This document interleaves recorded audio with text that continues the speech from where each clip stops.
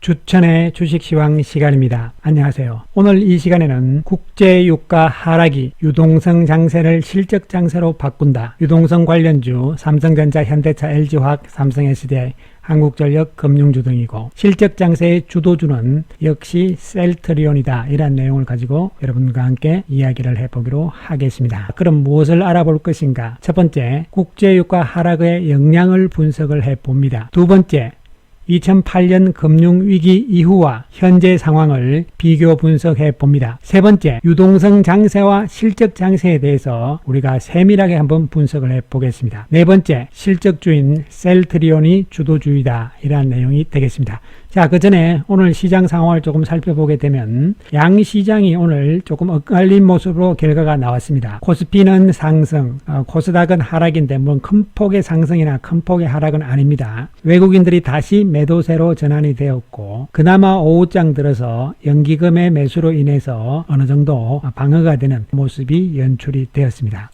지수 차트를 보면은요, 사실 뭐 참 애매합니다. 올라갈 것 같기도 하고 내려갈 것 같기도 하고 박력 있게 올라가지도 못하고 그렇다고 확 빠지지도 못하는 이러한 상황이 되겠습니다. 일단 이러한 상황은 결국은 우리가 연휴가 좀 지나고 와서 봐야만 올라가느냐 내려가느냐 결판이 나올 것으로 보이는데 저는 개인적으로 조금 부정적인 시각이다 이런 말씀을 드리겠습니다. 외국인들이 다시 매도세로 전환이죠. 1271억의 매도입니다. 외국인들 역시 매수 이런 것이 지금 기조적으로 연속적으로 이어지지 못하고 있는 상황이죠. 물론 외국인들 매수하는 종목과 매도하는 종목을 보면 좀 헷갈리긴 합니다. 그러나 아직까지는 매일매일 상황에서는 큰 의미가 없습니다. 셀트리온과 셀트리온 헬스케어 외국인으로 팔았죠. 예, 뭐 그렇게 많이 판 것도 아니고요. 반면에 하이닉스, 삼성전자, LG화학은 또 삽니다. 지금 중요한 것은 여러분, 오늘 시장에서도 보시면 아시겠지만 1분기 실적이 좋다 해서 올라가는 이러한 맥락군들은 사실은 별 의미가 없다 이런 개념으로 접근을 해야 되고 연기금이 그나마 어제 오늘 좋은 역할을 좀 해주고 있는 상황이긴 합니다. 연기금도 좀 헷갈리는 모습을 보여주고 있습니다. 삼성전자는 팔고 하이닉스는 사고 뭐 이렇게 좀 엇갈리는 모습이죠. 또 LG화학은 사고 그 다음에 셀트리온 또 사죠. 연기금은 예, 뭐 이런 상황에서 어쨌든 매일매일 동향에서는 큰 특이성이 나타나고 있지 않고 투시는 오늘 소폭 매도죠. 매도 쪽은 역시 또 삼성전자, 삼성바이오, 헬스케어 이렇게 들어가 있는 상황이고 또 현대차도 사기도 합니다. 그래서 지금 상당히 헷갈리는 이러한 구도가 나오는데 이것은 지금 연기금도 마찬가지 투신도 마찬가지 나름대로 이제 5월장을 대비해서 어느 정도 교체 매매를 통해서 물량을 조절해 나가는 이러한 과정이 있기 때문에 매일매일 모습에서는 좀 헷갈리게 보이는 이러한 상황이라고 보시면 되겠습니다. 자, 그럼 본론으로 돌아와서 국제유가부터 우리가 한번 보기로 하는데요. 자, 국제유가 지금 WTI가 12.78달러로 끝났는데요. 배럴당 마시는 물, 식수보다 지금 더 쌉니다. 유가가 예, 좀 웃기는 상황이긴 합니다. 자, 중요한 것은 그것이 아니고 이쪽 편에 있는 이 표를 보시면은 조금 뭐 2016년 자료밖에 없더라고요. 찾아보니까 좀 그렇긴 합니다만은 어쨌든 뭐 이 선에서는 크게 벗어나진 않을 것으로 보입니다. 무슨 표냐 하면은 채굴 원가입니다. 예, 채굴 원가예요. 얼마 정도면은 채굴하는데 얼마가 드느냐 배럴당 이것을 이제 나온 자료인데 지금 여기 보면 이제 빨간 표시로 이렇게 해놓은 것이 가장 중요하죠. 미국에 세일가스가 있고 세일가스가 아닌 게 있는데 세일가스는 원가가 23달러입니다. 지금 뭐 반토막이죠. 큰일 났습니다. 그죠?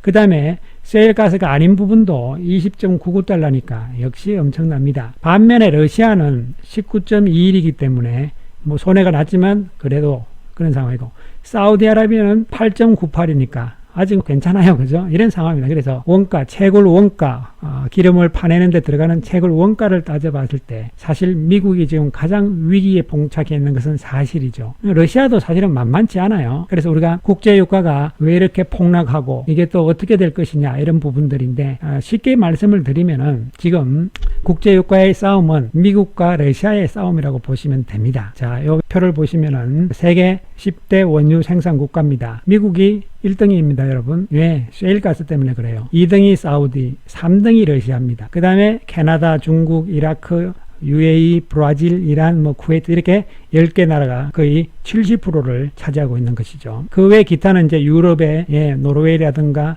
영국, 아시아의 인도네시아, 그다음 아프리카의 나이지리아, 베네수엘라 등등 이런 것이 이제 기타에 다 포함되는데 문제는 3대 원유 생산국인 미국과 사우디, 러시아인데 러시아 입장에서는 미국이 이제 1등으로 올라니까 뭔가 찝찝하죠. 사우디는 미국 편이잖아요. 그래서 국제 유가가 자꾸 떨어지면은 미국이 가장 위험해지죠. 그래서 사우디는 자꾸 감산을 하려 그러고 러시아는 안 한다 그러고, 물론 하기로 했습니다만 해봤자 가격 회복이 안 되죠. 해봤자 미국은 지금 아까 앞에서 보셨듯이 파낼수록 손해가 나는 겁니다. 지금 최소한 25달러, 20에서 25달러는 유지를 해야 되는 상황이죠. 이것이 사실 미국이 상당히 지금 타격을 입고 있고, 이에 따라서 트럼프가 지금 이란하고 또 뭐 한번 붙으려고 그러죠. 그렇게 되면 유가가 올라가잖아요. 그래서 그런 일이 조만간 한번 나올 수도 있을지도 모르겠어요. 어쨌든 간에. 그렇다 해봐야 지금 이 유가는 글쎄요, 20불까지 넘어가기는 상당히 어려운 이런 상황이 장기적으로 지속될 가능성도 있다 이렇게 보는데, 그렇게 됐을 때 미국이 심각해지는 겁니다. 그래서 미국이 보면 이 각 주별로 이 광업 에너지 분야가 차지하는 비율입니다. 미국 전체가 심각해질 수가 있는데, 지금 어떻게 되느냐 하면은 요걸 한번 보시면요, 원유 컨설팅 업체인 리스타드 에너지에서 말한 건데, 20달러를 유지하면은 내년 말까지 미국의 석유 회사가 533곳이 파산한다.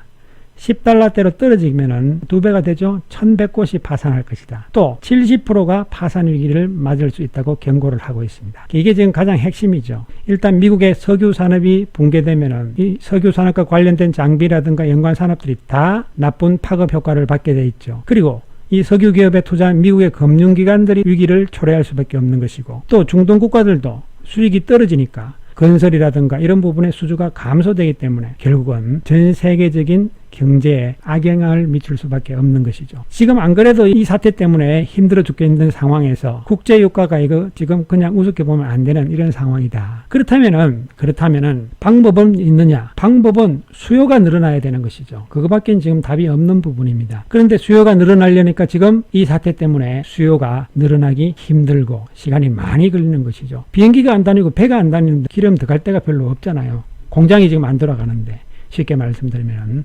그래서 수요가 없기 때문에 장기화될 가능성, 이런 국제유가의 급락세, 이런 부분은 예상이 되고 있는 부분입니다. 그 다음에 우리가 이것이 왜 유동성 장세, 실적 장세와 연결이 되는지 그것을 한번 알아보기 위해서 과거의 2008년 금융위기 상황을 한번 살펴보기로 하겠습니다. 자, 밑에 거는 이제 현재 상황이고요. 위에 것을 보시면은 2008년 금융위기 때 폭락 장세가 오면서 우리 시장입니다. 종합지수입니다. 동그라미 이 부분들이, 바닥 부분들이 이제 절반을 이렇게 나눴는데요. 여기까지는 유동성 장세예요. 왜냐하면은 지금하고 똑같습니다. 지금 미국의 연준이라든가, 그 다음에 BOJ 일본이라든가, ECB 유럽이라든가 돈을 막 풀고 있잖아요. 안 그러면 무너지니까 돈으로 막아야 되니까 일단은. 그래서 이 돈들이 넘쳐납니다. 그래서 주식시장이 방어가 됩니다. 그런데 이게 오래 가지를 못해요. 왜? 더 이상 돈을 찍어낼 수가 없으니까. 자, 그때부터는 이제 한번 폭락을 합니다. 그런 다음에부터 다시 올라가는 것은 이제 실적이 좋은 종목 중심으로 올라갈 수밖에 없는 부분이 되는 것이죠. 이 풀린 돈들이 주식시장으로 들어와서 처음에는 바닥에서 막 사고 해서 지금 당장 우리나라의 현 상황도 보시면 아시죠? 개인들 돈들이 들어와가지고 막 샀잖아요. 그죠? 그런데 삼성전자 막상 큰 수익 못 냈죠. 그 다음에 지금 뭐 원유 선물이니 ETN이니 ETF니 이상한 거 들어가가지고 손해보고 있잖아요. 그러면 유동성 장세로 돈이 많아가지고 주식시장에 들어왔다가 들어온 돈들이 줄어들어 버렸어요. 손해봐가지고. 새로 들어오는 돈들도 이제 한계점에 온다는 것이죠. 이런 상황에서는 이제 아무 종목이나 돈의 힘으로 올라가는 유동성 장세가 아니구나. 그래서 시장은 한번 더 빠지게 되어 있는 것이죠. 그런 다음에 정신을 차리는 거죠. 아, 여전히 실적 좋은 종목으로 가야 되는구나. 그게 실적 장세로 가는 겁니다. 그래서 우리가 금융위기 때도 그러한 모습이 절반을 잘라놨잖아요. 극명하게 나타났습니다. 지금 현재도 유동성 장세 맞습니다. 그런데 그 다음부터는 이제 실적 장세로 가야 되는 부분이죠. 언제 가느냐가 물음표입니다. 제 이야기는. 언제 갈 거냐. 제가 볼 때는 이제 타이밍이 거의 5월달부터는 본격적으로 왔다고 보는 것이죠. 그렇게 해서 실적이 좋은 종목군들만 압축해서 가는 시장이 나옵니다. 그런 과정이 몇 달이 나온 다음에 다른 업종들도 이제 괜찮아진다. 이렇게 해서 다행히 과거처럼 올라가는 이런 상황이 나올 것인지, 그렇지 않으면은 국제유가라든가 또 이 사태가 끝나지 않고 장기화된다. 이러면 시장은 지금 이 아래쪽으로 다시 갈 수도 있는 이런 국면입니다. 그래서 결국은 5월, 6월 두 달이 가장 핵심적인 이 부분이라고 봅니다. 지수는 크게 안 오더라도, 이런 상황이 오더라도 여기서는 실적이 좋은 종목이 갈 수밖에 없는 상황이죠. 그래서 지금 전 세계가 돈을 막 풀었지만 국제유가 급락 때문에 이 관련 쪽에서 지금 다시 또 위기가 오기 때문에 그 풀린 돈들이 결국은 그쪽으로 또 막는 데 가야 돼요. 그렇다면 주식시장도 아까 말씀드렸지만 시장에 들어왔던 돈들도 손해를 보고 있거나 이런 상황이잖아요. 그렇기 때문에 이제는 돈이 풍부한 유동성 장세는 주식시장에서는 끝나게 돼 있다는 것이죠. 그 다음은 실적 장세로 간다. 이러한 얘기가 되겠습니다. 결국은 이 상황에서 지금 당장 5월, 6월, 7월 뭐 연말까지 볼 필요도 없습니다. 어쨌든 간에 이 시점에서는 실적이 좋은 것은 우리가 다 나와 있잖아요. 지금 1분기 실적 좋은 건 아무 의미가 없습니다, 여러분. 제조업, 경기 관련주들은 2분기부터 4월부터 이제부터 수출 쪽은 이제부터 본격적으로 실적이 악화되고 있다. 이것은 제가 전일자 영상에서도 표를 통해서 다 보여드렸습니다. 그런 부분을 봤을 때 자연스럽게 관계없이 실적이 좋아질 수밖에 없는 바이오, 그 중에서도 바로 셀트리온과 셀트리온 헬스케어 쪽으로 우리가 볼 수밖에 없다. 이런 말씀을 다시 한번 강조 말씀을 드립니다. 자, 셀트리온 오늘 어제 꺼드렸던 중앙생선에 왔습니다. 예, 왔으니까 일단 충분히 매수를 하셨다고 보고, 헬스케어는 뭐 좀 빠졌지만 걱정할 거 전혀 없는 상황이죠. 그렇습니다. 그래서 여전히 경기 관련주들은 반등시마다 계속적인 매도의 전략으로 나가시면서 대응을 하셔야 되고, 여전히 셀트리온과 헬스케어는 밀리면 밀리는 대로 계속적인 매수의 관점으로 대응을 해주시기 바라겠습니다. 감사합니다.